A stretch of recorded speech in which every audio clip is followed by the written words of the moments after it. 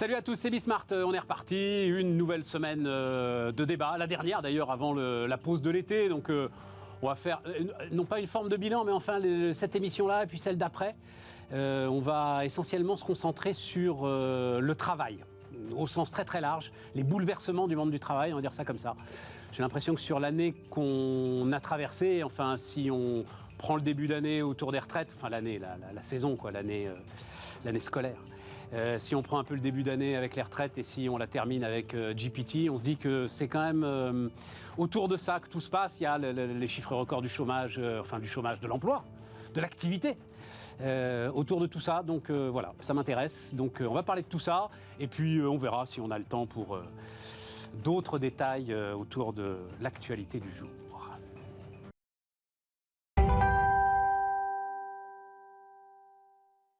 Bon, en plus, j'ai deux vraies expertes du monde du travail. Françoise Gris, bonjour Françoise. Bonjour Stéphane. Personnalité du monde des affaires. Tu sais, Françoise, c'est sur ta page Wikipédia, c'est comme ça. Personnalité française. C'est pas moi qui l'ai dû Mais je sais l'écrire. bien que c'est pas toi. Personnalité française du monde des affaires. J'ai trouvé ça très élégant. Oui, parce que c'est ce qui arrive quand on a un certain âge et qu'on a fait beaucoup de choses. Bon, voilà. Donc, administratrice, Administratrice. Oui. et Maison du Monde, présidente du conseil de Oui. surveillance de Maison du Monde. Conseil d'administration. Conseil d'administration de Maison du Monde. Bénédicte Thillois, bonjour Bénédicte, Bonjour Stéphane, ancienne bonjour à DRH de la SNCF, aujourd'hui donc qui fait de la start-up Large Language Model. Enfin, t'en faisais comme Monsieur Jourdain faisait de la Allez, prose. Hein, ne sois pas désagréable. Ah bah non, mais je ne suis pas désagréable. Tu vas nous raconter. Ouais, je Mais au vais vous contraire. raconter. Donc ça s'appelle As for the Moon. Voilà. Tu sais, enfin, mais tu le sais mieux que moi. C'est toujours ce qui est très très intéressant avec l'innovation. C'est qu'en fait, elle est partout, elle percole partout, elle gisque, comme on dit des sources dans le sud. Et puis à un moment, il y a un truc qui fait émerger tout ça, voilà, le geyser. Et mais on se dit en fait, moi j'en faisais. Julie de la Sablière, salut Julie, la patronne fondatrice de Little Wing. Oui, non, j'y pensais en pensant le cœur à l'ouvrage, donc le sens à l'ouvrage, et donc les DRH de grands groupes qui signent 10 engagements pour cultiver le sens au travail. Il se trouve que, je vous raconte ça vite fait, mais vous allez voir, c'est intéressant. J'ai été voir mon banquier, comme on va voir, et puis on a tous le turnover quand même très très impressionnant des agences bancaires. Et donc là, je me retrouve avec deux jeunes gens qui, enfin l'un était moins jeune que l'autre, donc l'un se souvenait BFM Business, oui je vous écoutais et tout, et donc les gars ont envie de discuter, ils discutent et tout, et puis je leur dis, mais vous savez le sujet en ce moment, de toute façon c'est vous, hein. C'est le seul vrai capital de l'entreprise, c'est vous jeunes gens, c'est vous qui allez construire notre avenir, c'est vous qui devez avoir, je ne dis pas du cœur à l'ouvrage, mais vraiment trouver un sens à ce que vous faites et tout. Les gars se regardent et disent, ce serait bien que notre manager nous parle comme ça. Et je lui dis, je vais le revoir jeudi le gars, et je lui dis, écoute, tu vas aller voir ton manager, je ne sais plus comment il s'appelle, tu vas lui poser la question. Quel est le truc le plus important? Quel est l'actif le plus important de la banque? S'il ne répond pas, c'est toi, alors tu peux partir.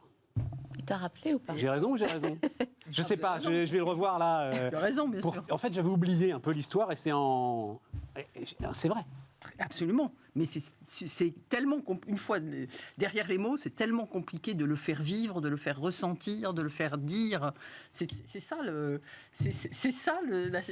l'art du management, parce que je ne crois pas que ce soit une science. D'accord, mais au moins, des trentenaires qui nous écoutent là, allez voir leur manager, leur poser cette question-là. Quel est l'actif le plus important de la boîte aujourd'hui? Il faut qu'ils répondent, c'est toi.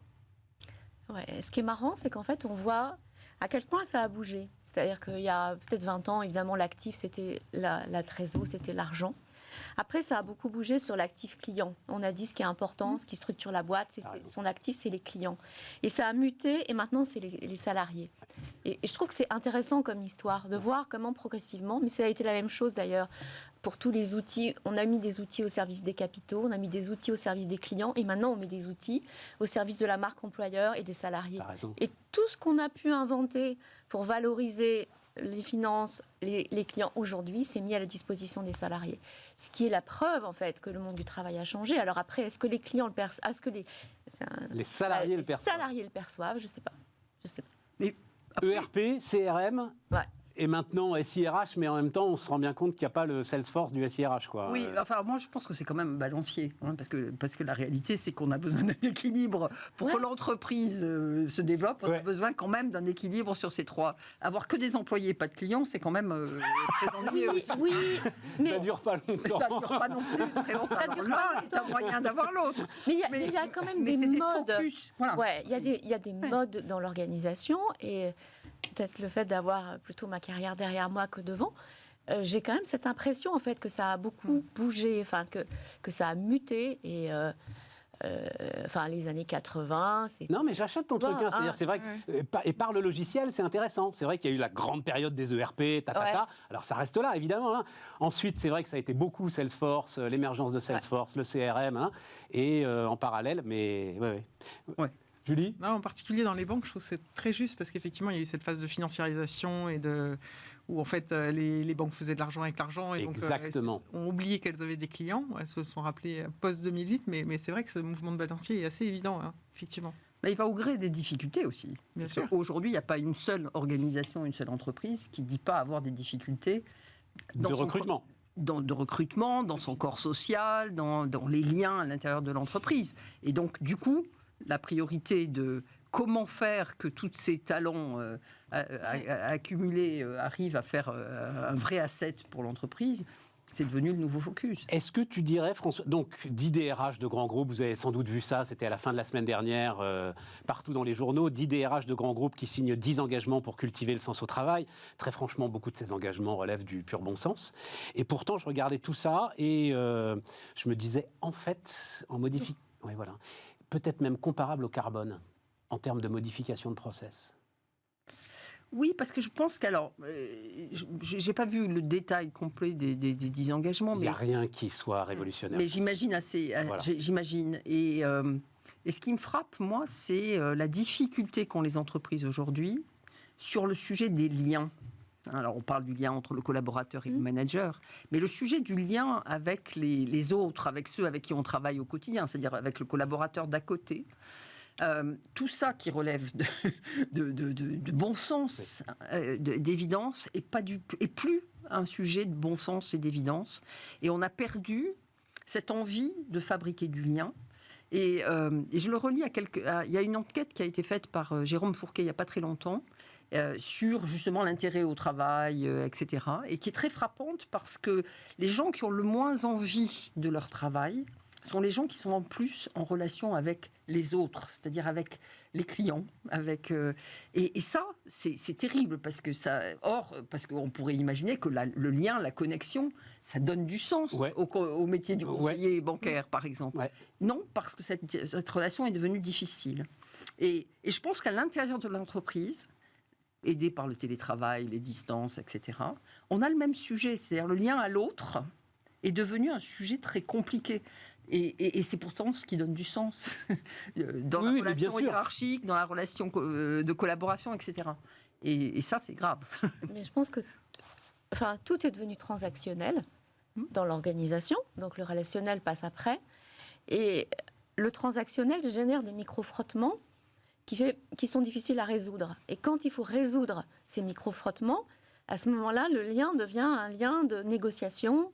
Il n'est pas naturel, en fait. Il devient un prétexte potentiel à agression verbale. Enfin, je trouve que ça monte progressivement en puissance, tu vois. Et le fait qu'on ne se soit pas vu pendant toute cette période de confinement qui a quand même accéléré le transactionnel, ça ne contribue pas à ces liens. Puis il y a eu toutes les modes de management qui ont été empilées les unes derrière les autres et qui fait qu'on a perdu le bon sens. Parfois, ça me fait penser au peintre Miro qui, à la fin de sa vie, disait « Moi, j'aimerais bien redessiner comme quand j'étais enfant.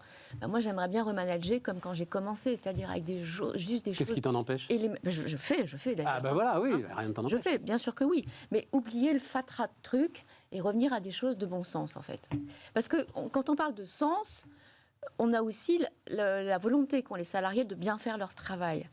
Mais bien faire son travail, ça a été parfois empêché par plein de trucs, en fait. On parlait des ERP, quand tu es traversé comme... quand tu es dans une chaîne, c'est pas la chaîne à l'usine, mais c'est le même genre de chaîne, en fait. Avant toi et après toi, il y a des gens qui font des trucs et dont tu ne perçois pas la valeur ajoutée par rapport à la tienne. Tu ne sais pas à quoi tu sers dans une organisation, tu ne sais pas le raconter. Mais tu sais, ça c'est Bon, ça, c'est là où... c'est vieux comme Oui. la crise chez Orange, par exemple. C'est quelle année 2008, 2009, quelque chose comme ça. Oui. C'est exactement ça qu'il racontait, finalement. Hein, le travail inutile. Oui, mais toi, pour régler le problème... Oui, mais au fond, c'est mais à quoi je sers dans cette histoire? Et malheureusement, on a compris qu'il fallait s'occuper de la santé mentale, mais en même temps, on met des applis pour gérer ça. Tu vois, c'est-à-dire qu'en fait, la réponse qui est apportée par les organisations, elle est toujours processée, alors que ce qui est attendu, c'est quelque chose de simple et de relationnel. Et ça, je trouve ça très douloureux, en fait. Vraiment. Julie? Moi, je sature un peu, j'avoue, de tous les conseils de management, du leadership, du care. En fait, tous les jours, nous, les journaux, on regarde, il y a des conseils tout le temps, il faudrait tout changer, etc. Et c'est vrai que, du coup, j'ai regardé, je ne sais pas si vous l'aviez vu, mais l'étude de l'Institut Montaigne qui est sortie en février, qu'a fait Bertrand Martineau. Mais il sera là demain. Et voilà, et qui essaye Sophia de faire Bertrand, on va y revenir. avant-après Covid, en disant, Absolument. en fait, il n'y a pas eu tant de rupture que ça dans les facteurs de la satisfaction au travail. Absolument. Rémunération, perspective d'évolution et reconnaissance. Ouais. Respect, reconnaissance du travail, de mon travail. C'est Donc, dit dans la relation par Dominique Méda aussi, d'ailleurs. avec le manager. Et ça, c'est assez clair. La seule rupture forte, c'est le télétravail. Effectivement, on est passé de 7% des salariés à 40% qui le font de manière occasionnelle. C'est une aspiration très forte. Du coup, il y a quand même 60% de gens qui n'ont pas accès au télétravail dans ce pays. Et donc, ça crée aussi un peu une inéquité entre les jobs.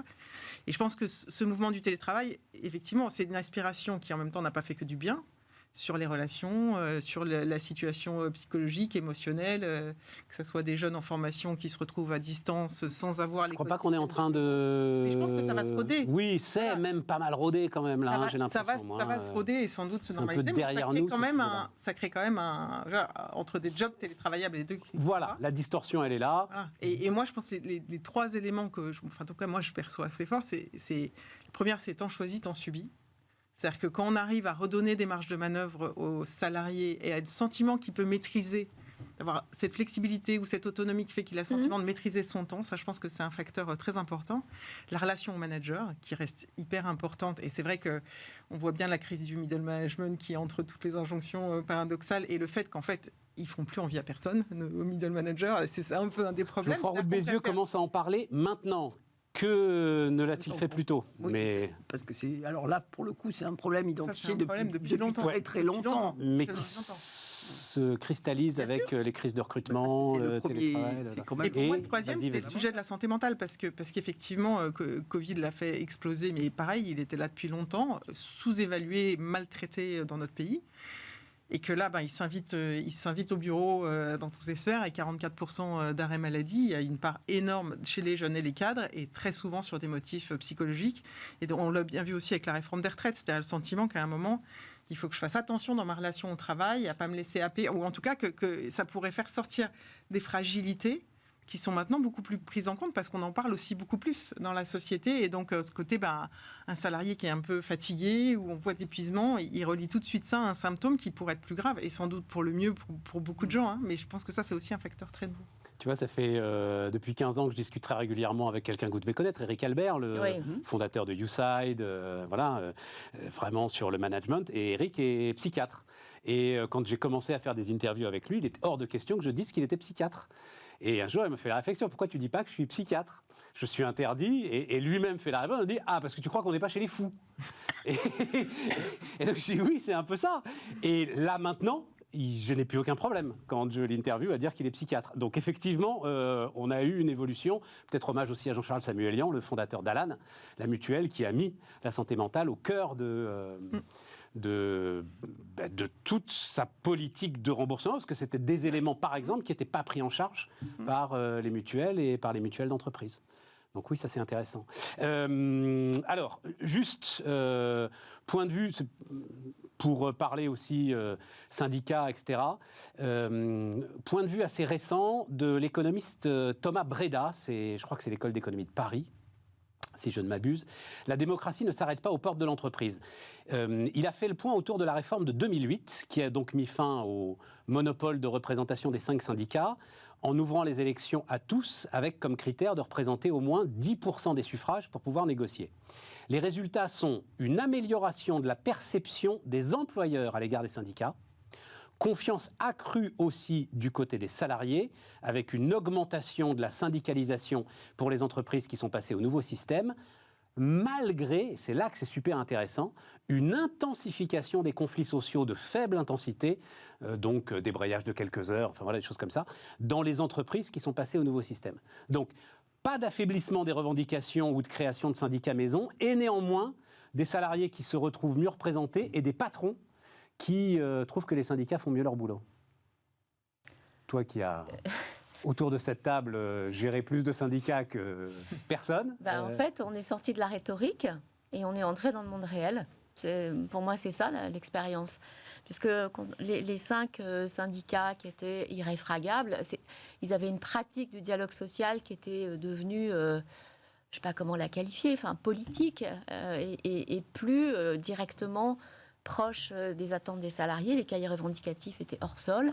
Et puis, on présidait des réunions qui étaient, en fait, moi j'ai déjà dit, en fait, les chaises auraient pu discuter ensemble, on n'avait plus besoin d'être là, en fait. Tu ne l'avais jamais dit. La logique, enfin, il y avait une rhétorique qui était établie, c'était un dialogue de théâtre. Bon. Et connu de tout le monde, d'ailleurs. On faisait la réunion, puis après, on allait boire un café, et d'ailleurs, on réglait les problèmes pendant le café ou pendant la clope. Malheureusement, il n'y en avait plus après. Bon, toujours est-il qu'à partir du moment où on commence à donner la possibilité à des gens qui sont capables de représenter pour de vrai les salariés, ils s'occupent des gens, tant mieux. Moi, je trouve que c'est une bonne nouvelle. Et le fait qu'il y ait des conflits de faible intensité, je le vois aussi comme une bonne nouvelle, parce que ça permet... Enfin, il y a toujours de la violence... quelque part, il n'y a aucune raison qu'il y ait un alignement parfait entre ce que veulent les salariés et ce que veulent les employeurs. Donc s'il n'y a pas un moment, un lieu, des opportunités pour les régler, on les retrouve ailleurs. Exactement. Et d'ailleurs, regarde, la crise des Gilets jaunes, elle aurait très bien pu arriver dans l'entreprise aussi. Si elle n'arrive pas, c'est sans doute à cause de ça. Il y a besoin, on n'est pas... Je suis tout à fait d'accord avec toi. Oui, bien sûr, sinon les conflits s'accumulent. Ouais. Enfin, et tout d'un coup, ils ressortent avec l'accumulation de ce qui a été mis sous le tapis pendant un certain temps. Donc, je crois qu'on parle de collection de timbres dans ces cas-là. Ouais. J'ai une image en analyse transactionnelle, voilà. Collection de timbres. Tout d'un coup, le carnet est complet. Et là, du coup, on se retrouve face à une réaction qui est complètement démesurée par rapport aux faits, mais parce qu'en fait, tous ces petits conflits qui ne sont pas sortis à un moment donné, ressortent en même temps. Bon.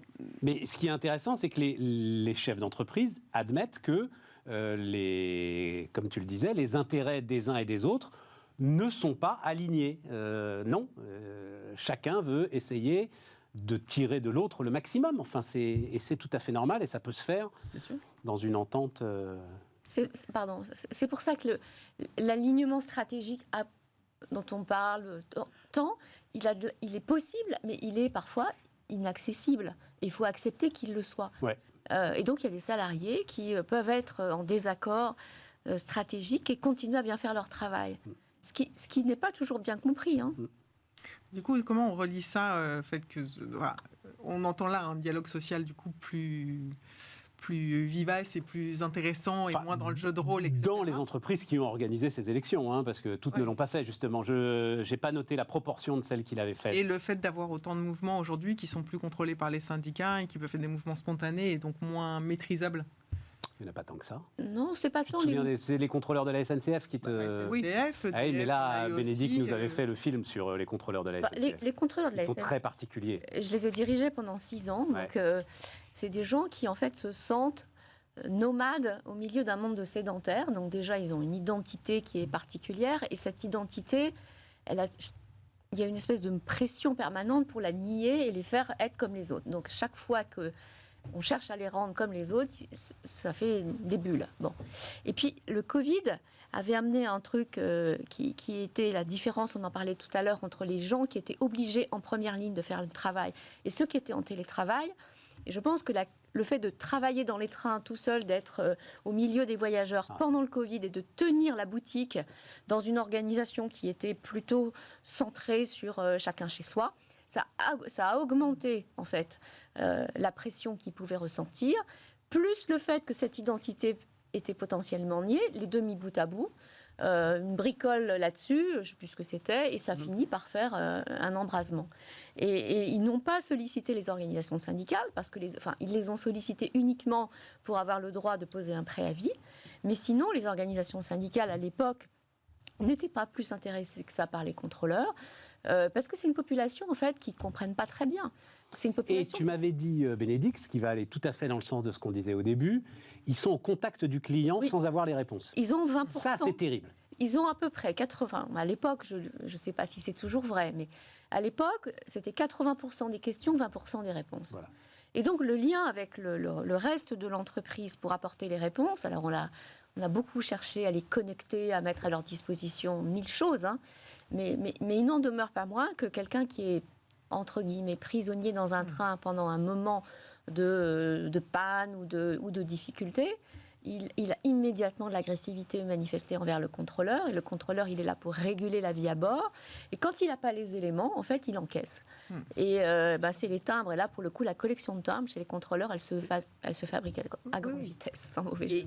Et clairement, l'agressivité que l'on constate chaque fois qu'on voyage, l'agressivité immédiate des passagers, on a quand même un vrai sujet sociétal sur notre façon d'interagir avec des gens dont on comprend bien qu'ils sont dans le train avec soi-même, donc ils ne sont pas responsables de la panne, machin chose, etc. Et néanmoins, ils encaissent ça aussi.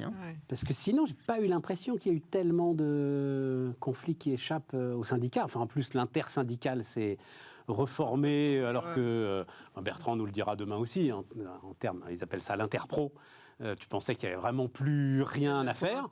Et voilà, ils se sont reformés. On verra combien de temps ça va durer. Tiens, puisqu'on en parle. Oui. Donc, on va voir Marie-Lise Léon. Je vais être franche avec vous, mesdames. Je ne sais pas si Sybille peut nous montrer la photo. Il y a quelque chose avec cette photo, non, quand même, un peu glamour, quoi. Donc la nouvelle dirigeante. Il y a deux choses qui m'ont intéressé, quand je le regarde sur le prisme féminin, évidemment. C'est d'abord quand même un côté un peu glamour. Et puis, mais ça, à la limite, une fidèle à la tête de la CFDT, enfin, l'idée qu'elle soit dans la continuité de Laurent Berger. Mais ça, je pense, homme comme femme... c'est un peu un truc qu'on voit assez régulièrement. Donc, Marie-Lise Léon, Sophie Binet, donc, à la CGT. Ça change quelque chose? Ça change rien? Ah, pour moi, ça change. Dominique Carlac, peut-être Pour moi, ça change tout. Alors, vas-y. Pourquoi ça change tout? Parce que quand on introduit de la rupture, quelle qu'elle soit, en fait, on casse les codes. Et je pense que c'est des organisations qui n'ont pas été refondées dans leur fonctionnement depuis très, très longtemps. Et puisqu'on parlait des contrôleurs, moi, je me rappelle très bien que j'avais été mise là parce que j'étais une femme et que l'idée c'était de casser les codes extrêmement masculins qui étaient en fait le système en fait se reproduisait tout seul parce qu'il y avait des habitudes. Et à partir du moment où on met des gens qui sont décalés, le système ne peut plus se reproduire tout seul, il est obligé de se réinventer. Mais le fait qu'elle soit femme suffit à les décaler? Je pense que oui, parce que c'est pas habituel du tout. En plus, là, les organisations syndicales historiques, elles sont quand même issues du monde industriel. Oui. Sophie Binet, elle est conseillère d'orientation dans l'éducation nationale. Elle a donc un logiciel personnel différent. Elle est féministe, elle est écolo. Et donc, c'est pas naturellement c'est pas le profil type du secrétaire général de la CGT. Non, c'est pas le profil type. Et quant à la CFDT, qui est sans doute qui a un logiciel plus grande ouverture, qui a été dirigé historiquement par Nicole Notat. Qui a eu Nicole Notat, la question est moindre. Mais Sophie Binet plus Marie-Lise Léon, ça fait un paysage syndical qui est complètement renouvelé.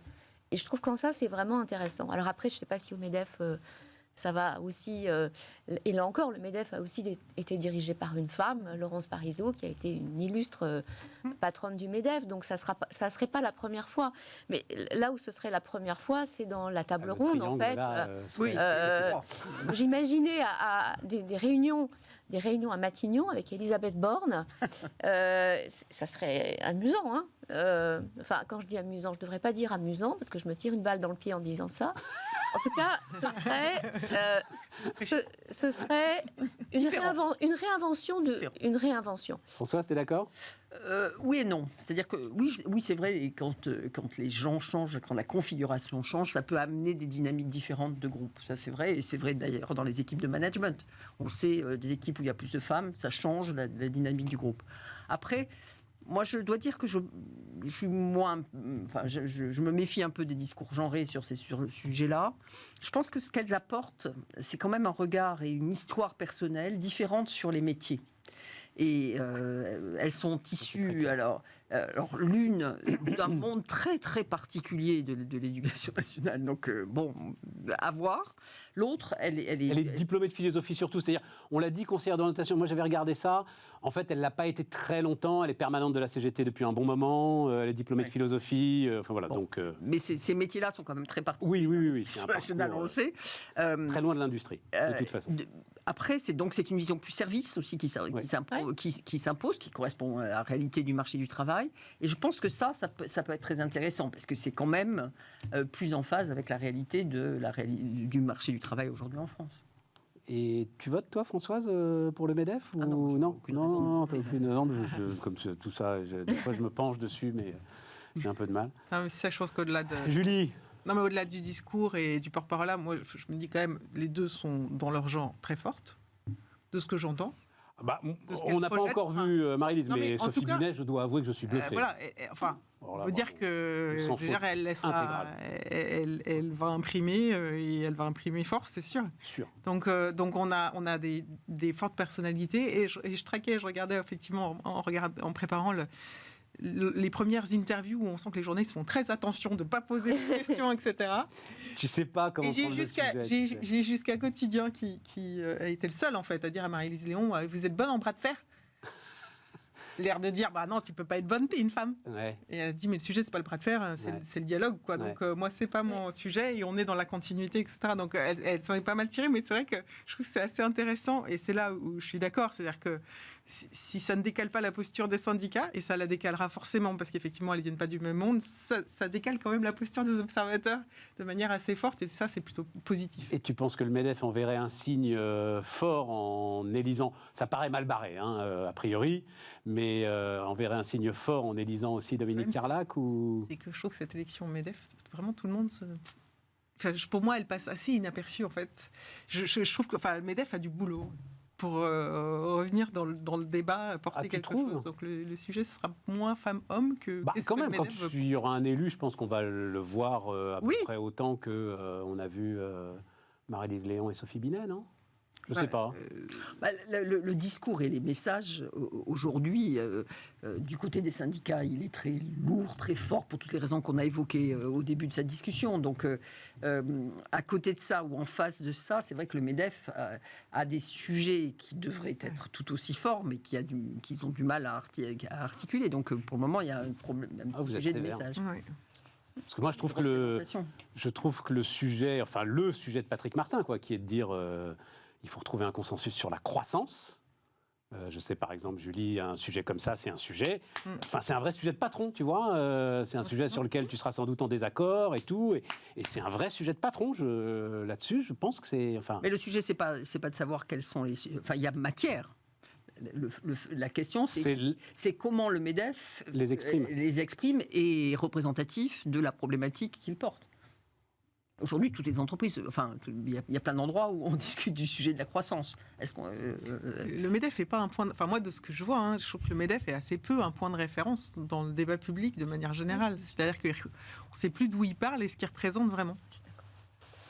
Il y a eu un gros brouillage, je trouve, avec tout le débat sur les retraites. C'est-à-dire qu'en fait, les syndicats ont fait face au gouvernement et c'est comme si le MEDEF était à côté c'était relativement peu exprimé. Donc en fait, il n'a pas porté de voix très singulière sur la question. Il n'avait peut-être pas à le faire, mais il n'avait peut-être pas à le faire. Parce qu'au fond, c'était pas son intérêt. Oui, et au fond, même s'il le dira jamais, il jugeait la réforme inutile. C'était tout ça pour ça, en fait, je pense qu'ils étaient... L'assurance chômage, c'était leur vraie priorité. Mais en fait... En revanche, un débat sur la croissance, c'est absolument bienvenu. Parce qu'on voit bien que c'est le nouveau clivage, la question de la croissance. Puisqu'on parlait des organisations syndicales. Aujourd'hui, elles ne se sont pas du tout emparées des questions d'écologie, pas du tout. D'ailleurs, elles ont laissé la voie libre à des jeunes...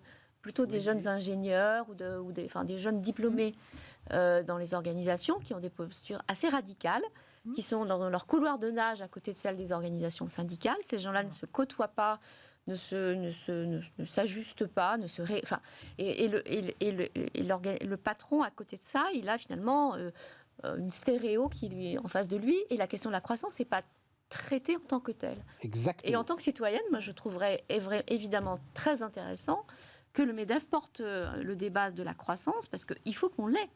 Aujourd'hui, on est quand même dans une espèce de no man's land dont on ne sait pas très bien comment on va sortir. Enfin, il y a beaucoup de porte-parole de la décroissance qui, aujourd'hui, font quand même un peu...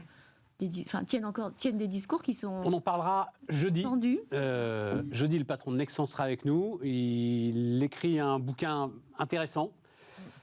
Par certains côtés, je lui dirais d'ailleurs exaspérant, mais intéressant. En gros, il dit, moi j'ai mis en place un modèle où on est plus profitable, mais on produit moins. Et c'est une volonté de moins produire, d'avoir moins de clients.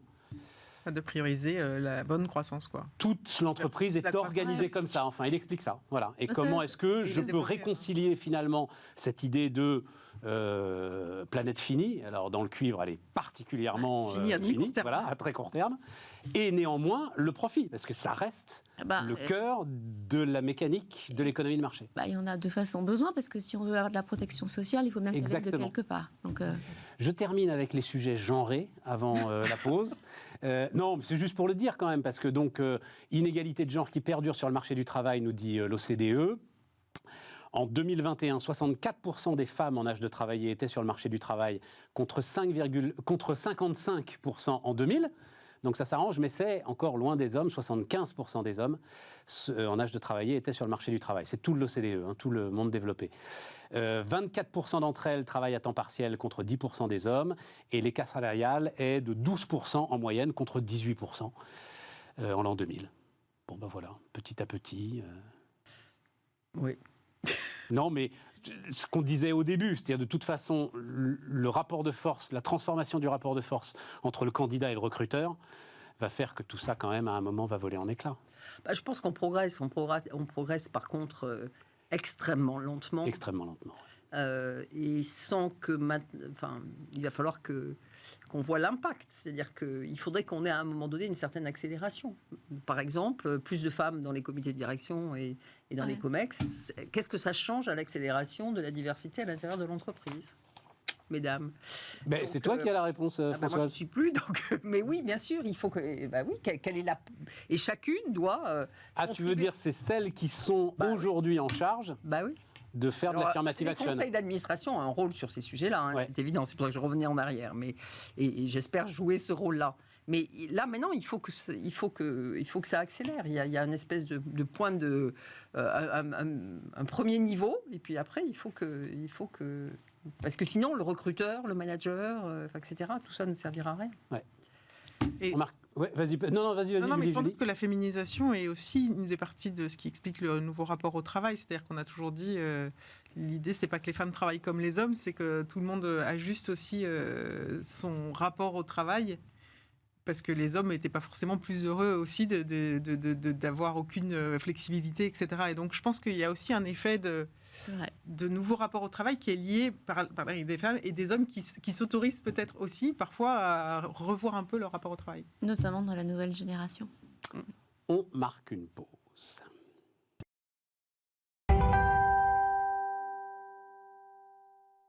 On repart. Julie, tu voulais parler de croissance ?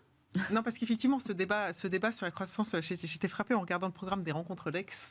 Donc c'est les rencontres du cercle des économistes. Cercle des économistes, voilà. Où on Les sommités du débat économique national qui se réunissent début juillet. Et on a un thème qui s'appelle croissance soutenable, a-t-on vraiment le choix ? Ouais. Ce qui est intéressant qu'on pose encore la question en termes de choix, c'est-à-dire que effectivement le débat il est plus qu'urgent sur la croissance et on voit bien en fait comment à partir du moment où on dit en fait je suis pour la croissance, attention je suis pas un décroissance, qui est le réflexe de beaucoup de dirigeants qui veulent surtout rester dans le camp de la croissance. En fait c'est un sujet qui cristallise totalement les opinions. Sachant que les défenseurs de la décroissance disent en fait on n'est pas pour la récession, on est pour la décroissance, c'est-à-dire un projet de société qui soit organisé dans lequel on fait le choix de prioriser ce qui est de la croissance, de la croissance soutenable précisément, et qu'on se désengage des autres volants qui sont de la croissance toxique ou de la croissance qui dépasse les ressources planétaires. Mais c'est pas de la décroissance ça, Julie. Enfin, pardon, mais puisque tu voulais en parler, tu es beaucoup trop gentille avec les décroissants pour peu que j'en parle. Moi, ce que j'entends du discours sur la décroissance, c'est pas de la croissance soutenable, c'est de la décroissance. Donc ça veut dire qu'on va briser, casser, avec violence, tout ce qui, de près ou de loin, pourrait en fait fabriquer cette croissance soutenable. Tout le débat sur le nucléaire, à mon avis, il est là. C'est-à-dire que le sujet du nucléaire pour l'ensemble des décroissances, c'est que ce pourrait être l'une des solutions pour maintenir en fait un rythme de croissance, mais qui soit un rythme de croissance soutenable. Tout le sujet sur les OGM, sur la recherche agricole, sur détruire les plants qui utilisent moins d'eau, c'est exactement la même chose. Et en fait, ils veulent détruire le système de croissance. En fait, la plupart des tests de décroissance, c'est une phase de décroissance qui est une phase transitoire pour arriver à une situation de post-croissance, avec cette post-croissance qui est l'idée d'avoir une croissance qui s'intègre dans les limites planétaires. Mais effectivement, le sujet, c'est est-ce que tu as besoin de casser à un moment la dynamique de croissance ? Et la réalité des chiffres fait que oui, tu vois comment il faut infléchir la courbe. C'est-à-dire que on y arrive aujourd'hui pas du tout. Le découplage, il ne marche pas dans les conditions qu'on voudrait faire marcher. On n'y arrive pas. Julie, je ne vais pas rentrer dans un débat chiffré qu'en plus je maîtrise mal, mais j'ai vu beaucoup de courbes qui montraient quand même le découplage très très clair entre la production et le carbone. Non, et ce que conteste fortement Jean-Marc Jancovici, mais et pourtant affirme... Mais non, pas tous.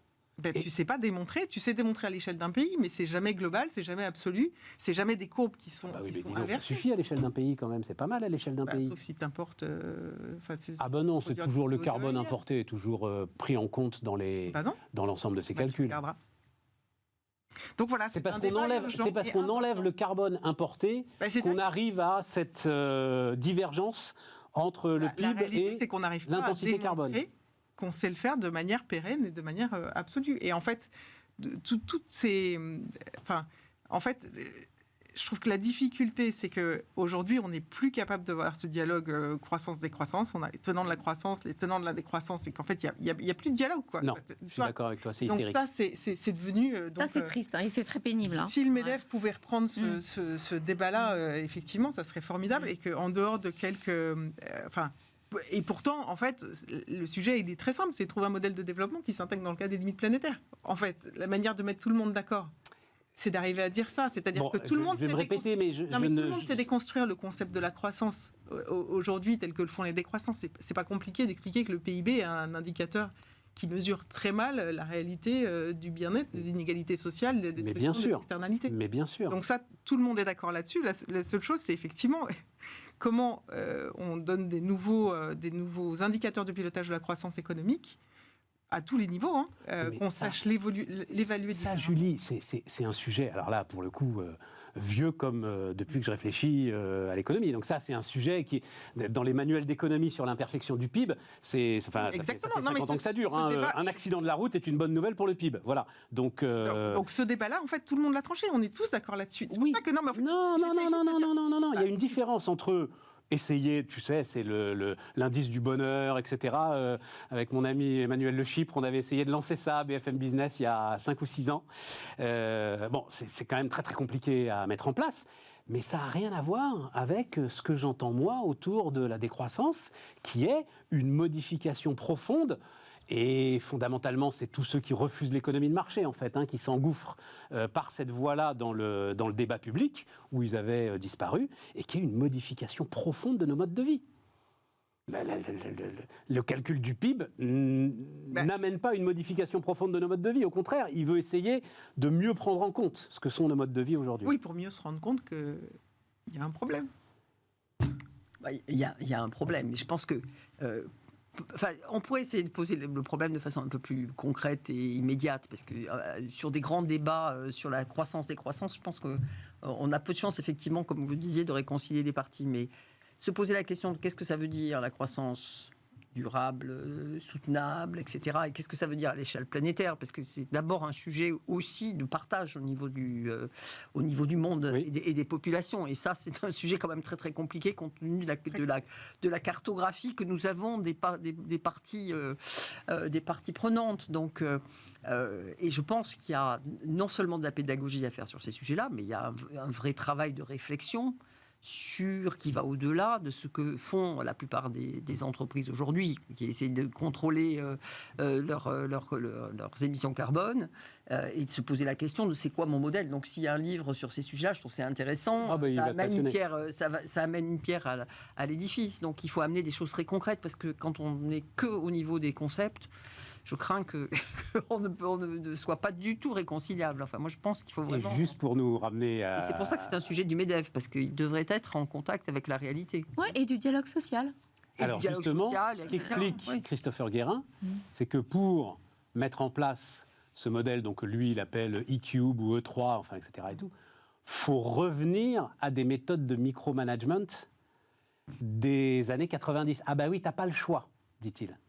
T'as pas le choix parce que effectivement, c'est chaque opérateur qui à un moment doit modifier, ou chaque commercial qui doit modifier la façon dont il négocie, qui doit modifier sa façon de faire, qui doit modifier ses priorisations par rapport au client, qui doit modifier ce qu'il dit au client, ce qu'il promet au client, les délais qu'il promet au client. Enfin voilà, c'est tout ça qui doit être transformé en profondeur.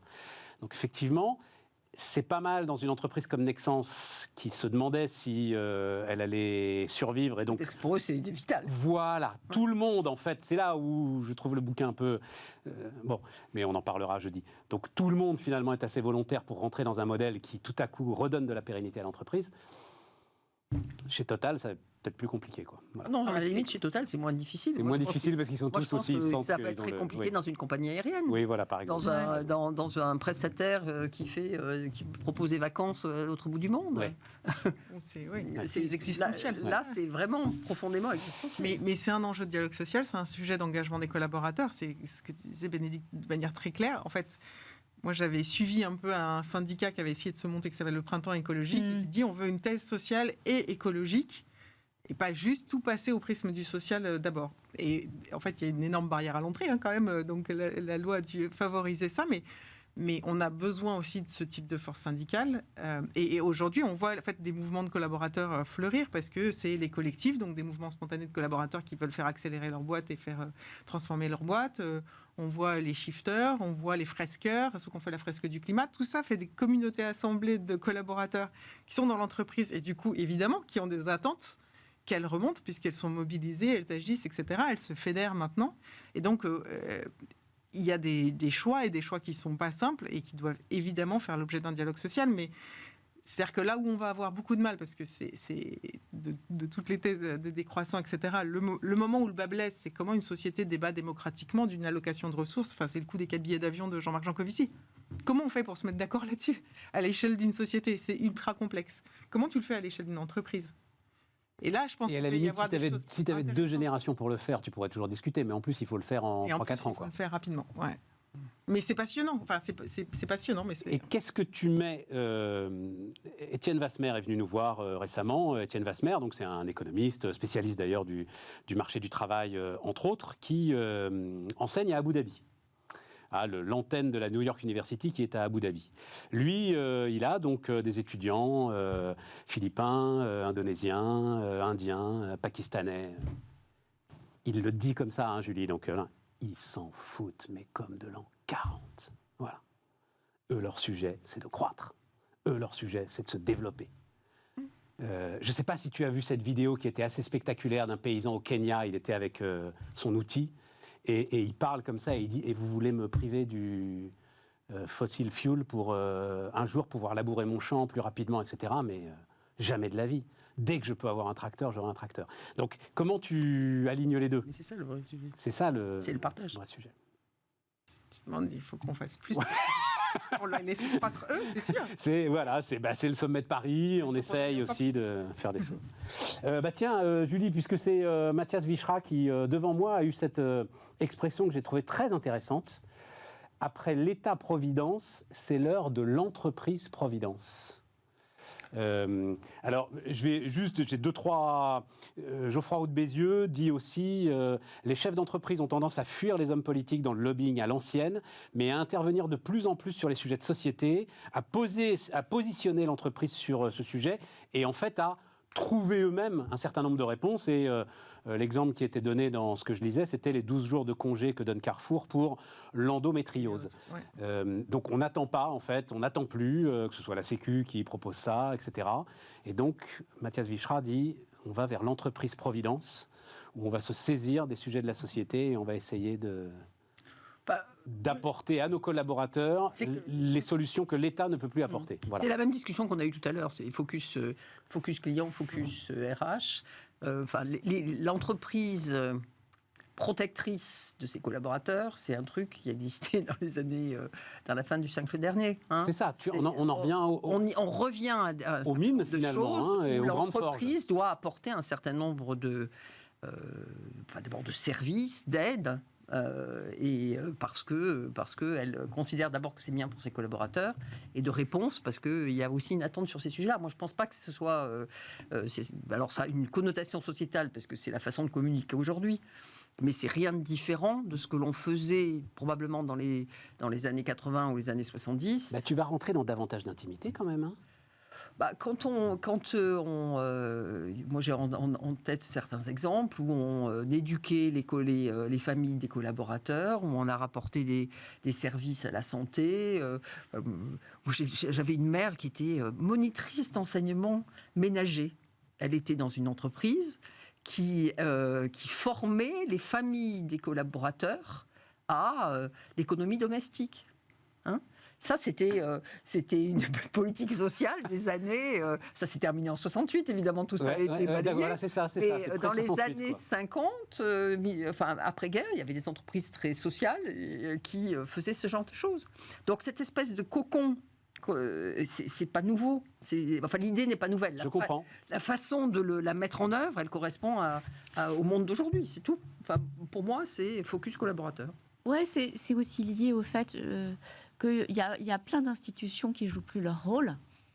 Il y a l'Église, l'éducation nationale, en fait. Et du coup, l'entreprise, elle se saisit d'un certain nombre de sujets de société et dont elle doit s'occuper. Donc, elle s'occupe d'inclusion, elle s'occupe... inclusion peut aller jusqu'à apprendre à lire, tu as raison, hein, apprendre à lire et à écrire. Elle s'occupe de la santé mentale, on en a parlé. De la vie du collaborateur en dehors du moment du travail. Exactement. Et ça, c'est quand même une évolution assez significative, en tout cas... Je trouve, par rapport à une période où on disait les questions personnelles n'intéressent pas l'entreprise et vous les laissez au vestiaire. Et aujourd'hui, les collaborateurs attendent que l'entreprise prenne en charge les moments de la vie qui ont un impact sur le travail. Donc, les trois fameux 3M de la femme, hein, puisqu'on parlait d'endométriose, qui sont les menstruations, la maternité, la ménopause, hein, qui sont 3 moments clés finalement de la vie de la femme qui ont un impact sur sa productivité, pardon de le dire comme ça, et qui en fait sont attendus comme... ce qui donne une légitimité alors à l'entreprise de s'en occuper. Pour s'en occuper. À vrai dire, c'est pas la question de la performance qui est mise en valeur, c'est la question de l'intégration, et on est encore dans la question de la marque employeur. Mais moi, je trouve que l'entreprise est encore le seul lieu, est devenue le seul lieu parfois où on fait encore société, c'est-à-dire où on rencontre des gens qui sont différents de soi et avec qui on doit cohabiter. Il y a de ça. Et du coup, elle devient providence parce qu'elle doit traiter ces questions-là. Moi, je trouve pas ça si mal. Non, oh là là, mais certainement c'est pas pas. ce que je dis, hein. J'ai trouvé que la formule résumait parfaitement, en Ouais. fait, ce qu'on ressentait, voilà, Après, l'entreprise toutes les Providence, entreprises... avec ce côté très, effectivement, Ouais. forge du 19e, les corons des mines, on construit les maisons, on fait Bien les sûr. mariages, On revient à des on choses. organise... ouais. On revient d'un mouvement de balancier parce qu'en fait Absolument. l'État-providence, c'est l'État qui sort de son champ régalien pour aller dans le social et la prise Ouais. en charge, etc. Et c'est vrai que du coup, en particulier en France, parce que c'est pas du tout vrai par ailleurs aux US où l'entreprise gère la santé de ses salariés depuis longtemps, etc. Mais c'est vrai que je pense qu'en France, du coup, le sujet du social pour l'entreprise était quand même très limité à ses employés. Et uniquement ses employés. Parce que l'État avait pris toute la place. L'État faisait le reste et Tu as gérait raison. le reste. Et les entreprises n'avaient pas forcément envie de s'en charger. Tu as raison. Et c'est vrai que là, ce qui change, je pense, c'est à la fois L'appauvrissement de l'État. l'appauvrissement de l'État qui a moins de moyens pour gérer ses politiques sociales d'un côté, et puis le fait que les entreprises ont ces sujets aussi de recrutement, de fidélisation, Mhm. et des sujets de performance. C'est-à-dire que nouveau rapport au travail, si tu veux des femmes, plus de femmes qui travaillent, bah, tu as aussi des nouveaux sujets à traiter. Donc tout ça est assez logique. Et c'est vrai qu'on se dit, bah, ces trois sujets, à part la maternité, qui est quand même où on était obligé de quitter le bureau pour aller accoucher à un moment donné. Mais je veux dire, les autres, c'était des invisibles, quoi. C'est Ouais. des sujets qui n'existaient pas, que je veux dire, on a Dans- toutes vécu sans jamais Sans jamais en parler. Ça, Dans c'est mon sûr. monde des médias, j'en ai connu quand même qui ont fait ça de manière spectaculaire. Hein. C'est à peine si elles se sont absentées pour Ouais.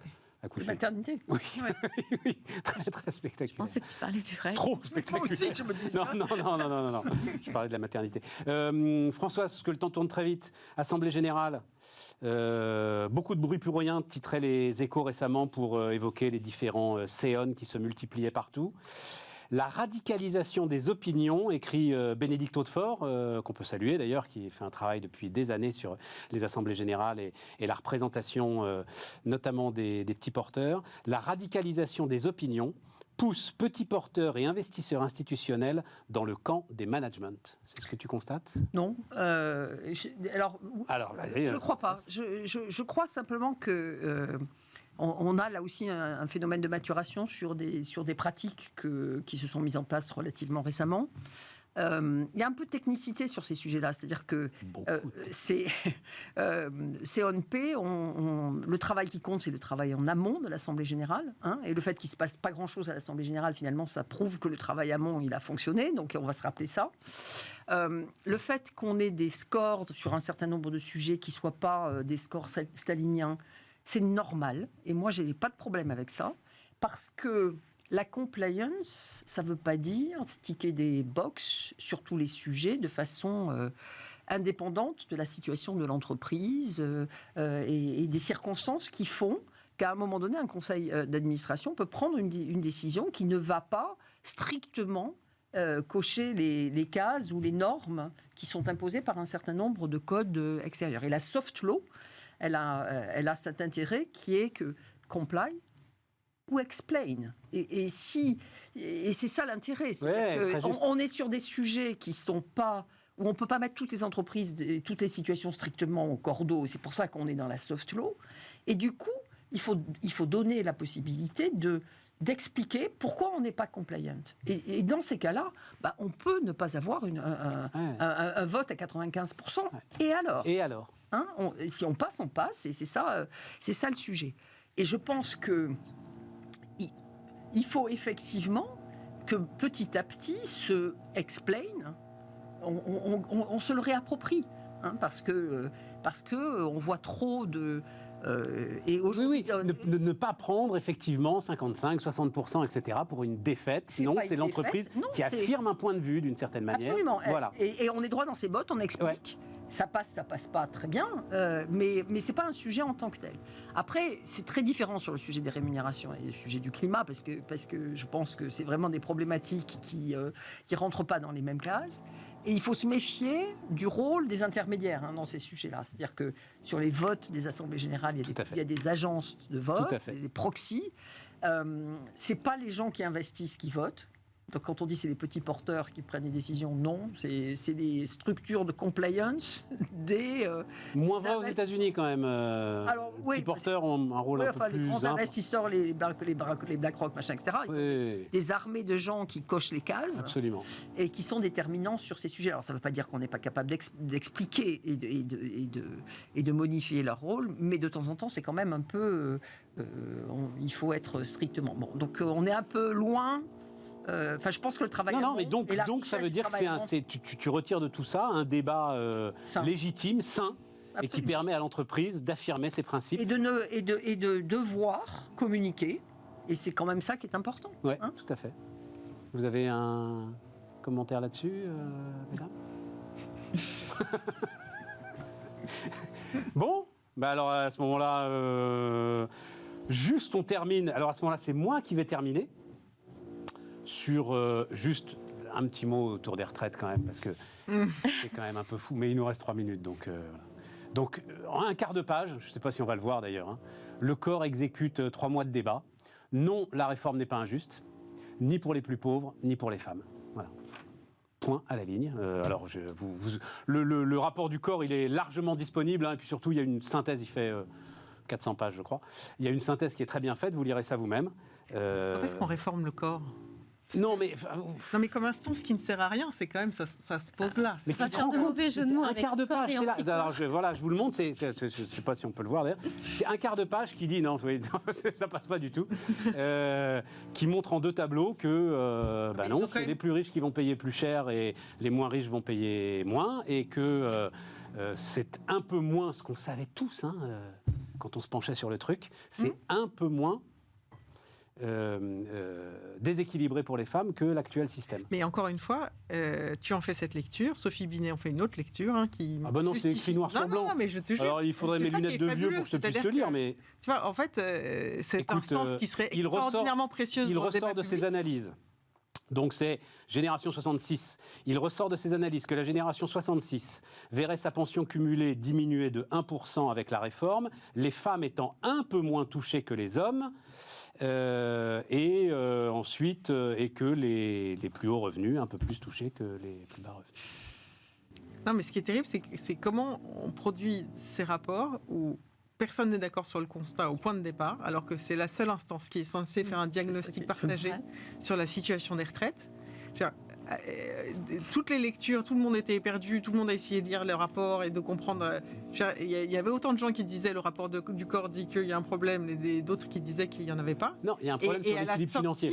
Il est temps qu'ils s'en rendent compte, le corps. Mais sur l'injustice, moi je parle juste de l'injustice. Oui, non, mais tu vois, et même dans ce qui en sort, c'est-à-dire que tu vois, on a un vrai sujet de. Enfin, moi je pense que dans le débat public, je prends souvent en référence les scénarios énergétiques d'RTE. Ouais. Qui, je trouve, ont fait un boulot formidable de mettre d'accord les gens qui pouvaient pencher sur la méthodologie, sortir des scénarios sur lesquels aujourd'hui tout le monde peut discuter. Ouais. Nucléaire, pas de nucléaire, et sortir du débat entre ENR, nucléaire, où en fait les deux étaient en train de s'entretuer, alors qu'on a besoin des deux, et on a besoin des deux à fond.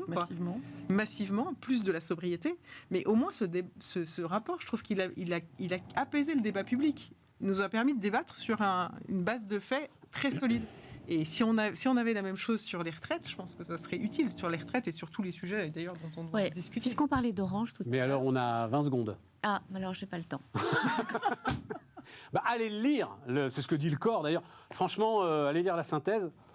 Je vois pas où est-ce qu'on pourra trouver, je l'ai lu, hein, la synthèse, je vois pas où est-ce qu'on pourra trouver de quoi nourrir l'injustice de la réforme, qui n'est pas l'équilibre financier, mais ça on le savait, mais l'injustice de la réforme, non. Au contraire, d'ailleurs, ça. Au contraire. Merci, mesdames. Merci. Merci à vous. Et donc, on continue cette discussion. Bertrand Martineau, Emmanuel Barbara sont avec nous demain. On continuera cette discussion sur le travail, et notamment grâce à l'enquête de l'Institut Montaigne. Contre les idées reçues, disait Bertrand à l'époque. On essayera d'aller encore un peu plus loin. À demain.